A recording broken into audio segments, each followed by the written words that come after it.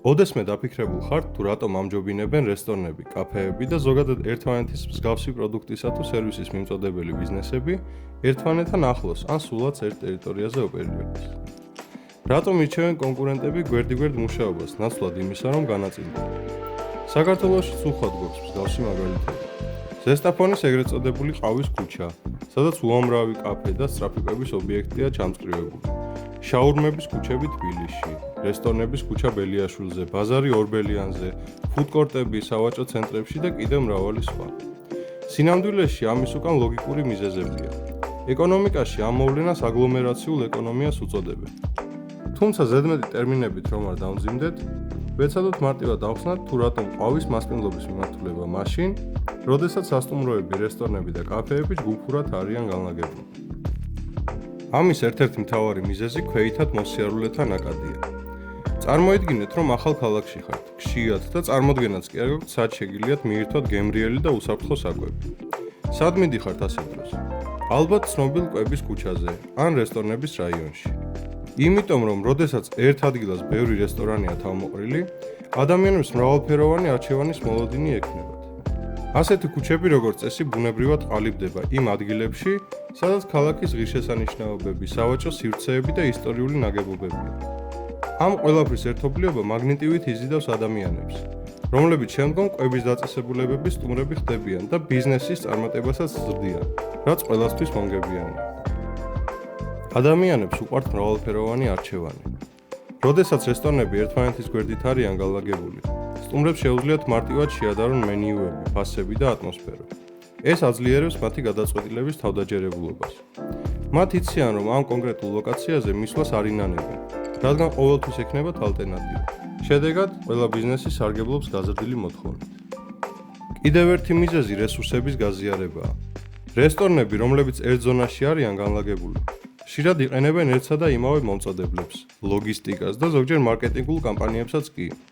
ეს ეხმარება მათ ხარჯების შემცირებაში და უზრუნველყოფს პროდუქტის უწყვეტ მიწოდებას. ზოგ შემთხვევაში ისინი იზიარებენ პერსონალს, ტექნიკურ მომსახურებას და უსაფრთხოებასაც კი, რაც როგორც საერთო, ისე ინდივიდუალურ ეფექტიანობას აუმჯობესებს. ჯგუფურად განლაგება ბიზნესებს სპეციალიზაციის საშუალებას აძლევს. ამის გამო ერთ რესტორანს არ უწევს სტუმრისთვის ყველაფრის შეთავაზება. თითოეულ მათგანს შეუძლია ფოკუსირდეს საკუთარ ნიშაზე. იქნება ეს სწრაფი კვება, ფაინ დაინინგი, ეთნიკური სამზარეულო თუ სხვა. შედეგად რესტორნები უშუალოდ ერთმანეთს კი არ ეჯიბრებიან, არამედ ავსებენ ბაზარს და უფრო მიმზიდველს ხდიან მთლიან კვების ზონას. ზოგიერთი ასეთი რესტორნების უბანი დროთა განმავლობაში კულტურულ სიმბოლოდ იქცევა და ისტორიულ დატვირთვას იძენს. გაიხსენეთ ჩინეთის კვარტლები სხვადასხვა ქალაქებში, პატარა იტალია ან ცნობილი ფუდკორტები დიდ სავაჭრო ცენტრებში.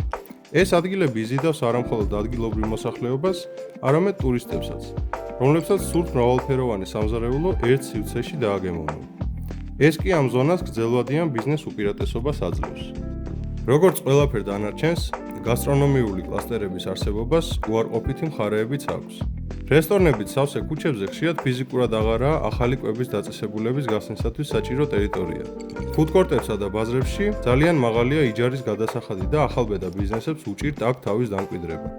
როდესაც მომხმარებელი მიჩვეულია კონკრეტულ პროდუქტს კონკრეტულ ადგილას, მას უჭირს სიახლის მიღება და ისევ გამოთვლილ ალტერნატივას ამჯობინებს, თუნდაც რიგში ლოდინი მოუწიოს. შემდეგ ჯერზე, როცა რესტორნების ქუჩას ან გადაჭედილ ფუდკორტს ნახავთ, გახსოვდეთ, რომ ეს უბრალოდ დამთხევა არაა. ჰორეკა ინდუსტრიაში ბიზნესები ერთმანეთთან მჭიდრო კონკურენციაში იზრდებიან და ვითარდებიან, რაც საბოლოო ჯამში მთლიან სფეროს აუმჯობესებს. თქვენ რას ფიქრობთ ამ თემასთან დაკავშირებით? ცალკე მდგომი რესტორანი გირჩევნიათ თუ გადატვირთული გასტრონომიული რაიონი, სადაც უამრავი არჩევანი გექნებათ?